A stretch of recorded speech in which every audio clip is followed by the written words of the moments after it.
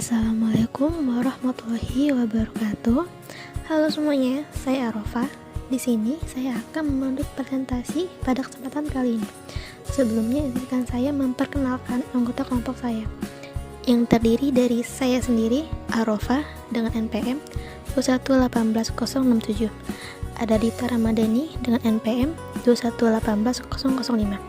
Ada Amelia Fitri Fauziah dengan NPM 2118015. Dan yang terakhir ada Anggi Diana Putra dengan NPM 2118017. Kami dari kelompok 4 yang akan membahas studi kelayakan bisnis dan aspek manajemen dengan mengangkat studi kasus Koperasi Sebuah Usaha Karisto Handvelin. Pengertian studi kelayakan bisnis menurut Johan. Studi kelayakan adalah sebuah studi untuk mengkaji secara komprehensif dan mendalam terhadap kelayakan sebuah usaha. Layak atau tidak layak dijalankan sebuah usaha merujuk pada hasil pembandingan semua faktor ekonomi yang akan dialokasikan ke dalam sebuah usaha atau bisnis baru dengan hasil pengembalian yang akan diperoleh dalam jangka tertentu. Manfaat studi kelayakan bisnis menurut Johan. Studi kelayakan memberi manfaat bagi para pihak terkait dengan usaha yang akan dikembangkan sebagai berikut. Yang pertama, ada manfaat untuk pihak investor. Pihak investor ingin melihat berapa modal yang harus ditanamkan dan berapa potensi daripada usaha yang dijalankan dan juga nilai tambah yang bisa dihasilkan. Seperti berapa tambahan pendapatan, apakah pendapatan yang dihasilkan sebanding dengan risiko modal yang ditanamkan. Selain pendapatan yang dihasilkan dan risiko, investor juga akan melihat berapa pengembalian investasi yang akan ditanamkan. Yang kedua, manfaat untuk pihak kreditur. Sebagai pihak penyandang dana eksternal, ingin melihat risiko dana yang akan dipinjamkan dan juga kemampuan pengembalian dana yang akan dipinjamkan. Dan juga kemampuan pengembalian dana pinjaman untuk jangka waktu berapa lama dan juga kemampuan secara keseluruhan untuk bisnis yang dijalankan.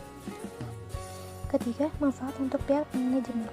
Sebagai pihak yang menjalankan usaha, maka pihak manajemen perlu melakukan perencanaan sumber daya yang diperlukan, seperti waktu pelaksanaannya, hasil yang ingin dicapai, dampak terhadap lingkungan sekitar baik langsung maupun tidak langsung, dan juga kemungkinan risiko yang akan terjadi dan dampak yang bisa timbul sewaktu-waktu. Dan yang terakhir, manfaat untuk pihak regulator. Pihak regulator berkepentingan terhadap bentuk usaha yang dijalankan, industri yang akan dijalankan, dan dampak terhadap masyarakat maupun perekonomian nasional. Faktor yang mempengaruhi studi kelayakan bisnis menurut Rangkuti. 1. Besarnya dana yang dipergunakan. Semakin besar dana yang diperlukan suatu proyek, maka semakin mendalam pula studi kelayakan yang harus dilakukan. Dana yang dikeluarkan untuk investasi harus mampu memberikan pengembalian yang sesuai dengan keinginan para investor. Makin besar dana investasi yang dibutuhkan suatu proyek, semakin besar pula risiko kerugian yang dihadapi. Oleh karena itu, investor harus lebih memperdalam analisis studi kelayakan bisnisnya. 2. Tingkat ketidakpastian proyek. Tingkat ketidakpastian proyek harus diminimalisasi sebelum proyek dimulai. Dengan melakukan studi kelayakan bisnis, ketidakpastian proyek yang terjadi akibat berbagai hal, baik yang dapat diperhitungkan maupun tidak dapat diperhitungkan, dan dapat diantisipasi secepatnya. 3. Kompleksitas proyek. Semakin kompleks suatu proyek, maka semakin mahal biaya yang diperlukan untuk menyusun studi kelayakan bisnis.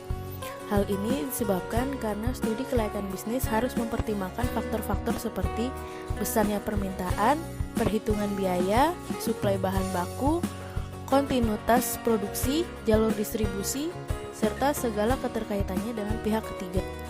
Aspek-aspek studi kelayakan bisnis menurut Rangkuti. Aspek-aspek yang harus dipertimbangkan studi kelayakan bisnis. 1. Aspek pasar dalam studi kelayakan bisnis dan investasi. Membahas besarnya permintaan, penawaran, dan harga. Permintaan dan penawaran dilakukan dengan menggunakan metode proyeksi selama beberapa tahun ke depan. Tujuannya adalah untuk mengetahui seberapa besar tingkat penyerapan pasar, sehingga tidak terjadi kelebihan produksi yang dapat menurunkan harga.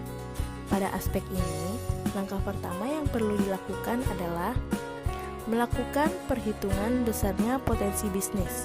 Ukurannya adalah besarnya potensi permintaan yang akan terjadi.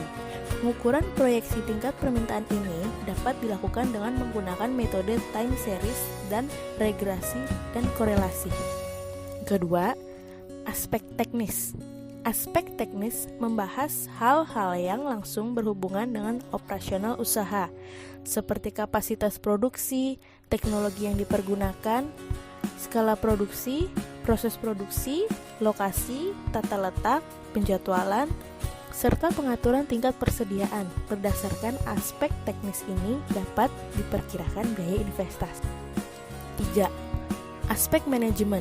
Aspek manajemen mempelajari hal-hal yang berkaitan dengan rencana pengelolaan dan pelaksanaan bisnis yang akan berjalan. Aspek manajemen ini dapat dibagi ke dalam dua hal pokok, yaitu manajemen waktu serta manajemen operasional. Yang keempat, aspek keuangan. Metode yang biasa digunakan dalam analisis keuangan studi kelayakan bisnis dan investasi adalah payback period, net present value, dan internal rate of return. Semua metode tersebut digunakan dengan tujuan untuk mengetahui kinerja keuangan dari investasi yang dikeluarkan.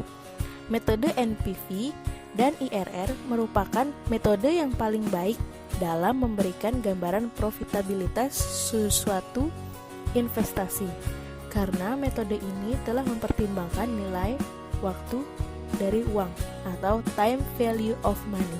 Tahapan studi kelayakan bisnis. Yang 1, survei pengumpulan data yang berkaitan dengan jenis usaha yang sudah atau belum banyak dilakukan oleh pelaku bisnis yang lain pada suatu wilayah tertentu.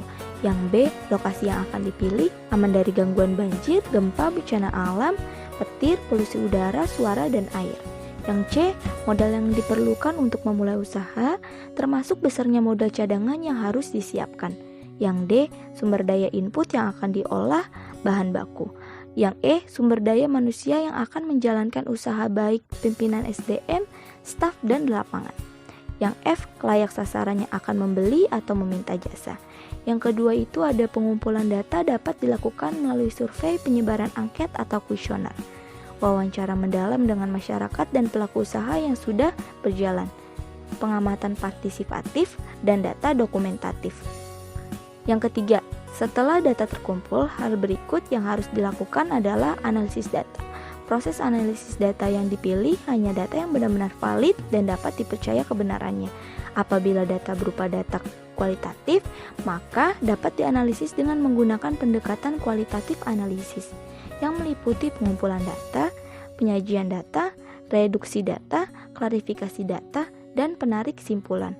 Proses penyajian data dapat dilakukan secara naratif atau deskriptif berdasarkan klarifikasi atau tipologi data yang telah ditetapkan. Selanjutnya yang keempat ada pemantapan hasil studi kelayakan bisnis. Hasil studi kelayakan bisnis hendaknya tidak langsung diputuskan untuk dilaksanakan atau tidaknya, akan tetapi perlu direnungkan kembali untuk dan ruginya jika dilaksanakan proyek tersebut. Langkah ini sebagai bentuk kehati-hatian seorang pembisnis sebelum memulai usahanya. Peranan aspek manajemen dalam studi kelayakan bisnis. Menurut Ibrahim, dalam usaha untuk melaksanakan proyek atau usaha yang telah dinyatakan fleksibel untuk dikembangkan, peranan manajemen tidak dapat diabaikan untuk keberhasilan dari usaha tersebut. Bagaimanapun baiknya prospek dari gagasan usaha atau proyek yang dilaksanakan, tanpa didukung dengan manajemen yang baik, tidak mustahil akan mengalami kegagalan. Berdasarkan pada masalah ini pula, perlu diuraikan di sini tugas-tugas penting yang perlu dilaksanakan agar tujuan yang telah tercantum dalam studi kelayakan dapat tercapai.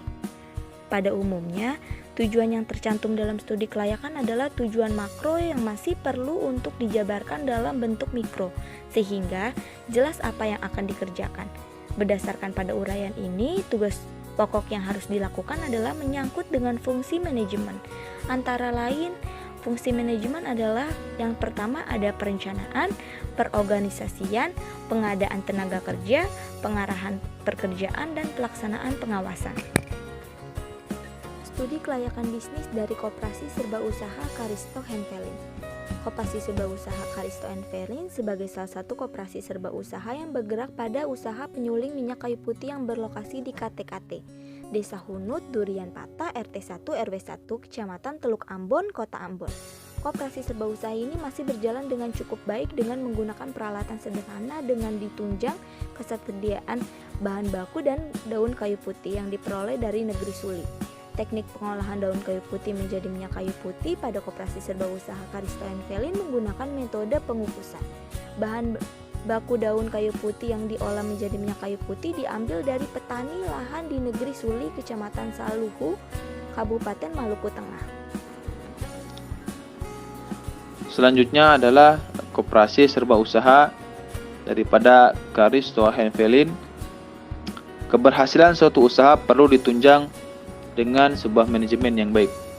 Begitu pula dengan usaha penyulingan minyak kayu putih koperasi serba usaha daripada Karisto & Felin tidak lepas yang mana daripada manajemen usaha yang memang seharusnya baik. Karena bila menginginkan usaha ini berkembang dan berhasil guna untuk mensejahterakan anggota-anggotanya, maka semuanya harus tercipta, terlaksana, dan mekanisme pengimplementasikannya dengan baik dan benar. Semua unsur-unsur manajemen harus dapat diterapkan secara baik sesuai dengan fungsinya masing-masing. Dalam usaha penyulingan minyak kayu putih Karisto & Felin ada beberapa kegiatan-kegiatan yang selama proses input menjadi output yang harus diperlukan. Penerapan fungsi-fungsi tersebut dalam manajemen meliputi beberapa poin. Yang pertama ada perencanaan atau planning, yang kedua adalah pengorganisasian atau organizing, yang ketiga adalah pengarahan atau actuating, yang keempat adalah pengawasan atau controlling, dan yang kelima adalah pengevaluasian atau evaluating. Lalu tahapan proses produksi minyak kayu putih pada koperasi serba usaha Karisto & Felin ada beberapa macam atau tahapan mengenai proses produksinya.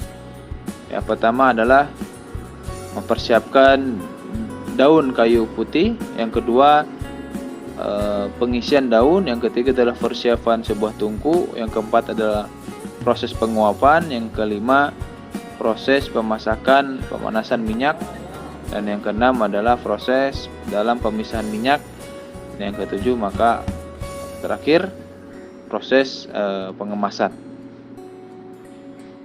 Itulah beberapa tahapan atau proses sebuah produksi daripada minyak kayu putih pada koperasi serba usaha Karisto & Felin. Oke, yang terakhir di penghujung slide, setelah beberapa pemaparan dan penyampaian materi daripada kelompok kita, maka dapat ditarik sebuah kesimpulan yang mana berdasarkan hasil daripada penelitian ini dapat disimpulkan hal-hal sebagai berikut. Manajemen usaha penyulingan minyak kayu putih dalam aspek produksi dan pemasaran serta aspek administrasi koperasi serba usaha Karisto & Felin, yang mana mulai daripada perencanaannya sampai dengan evaluasinya tidak berjalan dengan semestinya. Karena yang menjadi anggota koperasi belum turut mengambil bagian dalam memanage koperasi, dan itu hanya dibuat dan diketahui oleh ketuanya saja. Sekian daripada kelompok kami yang dapat kami presentasikan dari kelompok studi kelayakan bisnis dalam aspek manajemen, yang mana kita mengambil sebuah kasus studi daripada koperasi serba usaha atau Karisto & Felin. Mudah-mudahan dengan pemaparan yang kami sampaikan, materi yang kami rangkaikan bermanfaat terutama untuk kami. Mohon maaf jika ada kesalahan dalam penulisan ataupun uraian kata yang tidak efektif dan baik. Mohon dimaafkan, mudah-mudahan kedepannya kita dapat memperbaiki dan lebih baik lagi. Terima kasih. Semoga sehat selalu dimanapun dan kapanpun kita berada. Semoga senantiasa dalam lindungan Allah Subhanahu wa ta'ala. Amin ya Allah ya Rabbal Alamin. Terima kasih. Wassalamualaikum warahmatullahi taala wabarakatuh.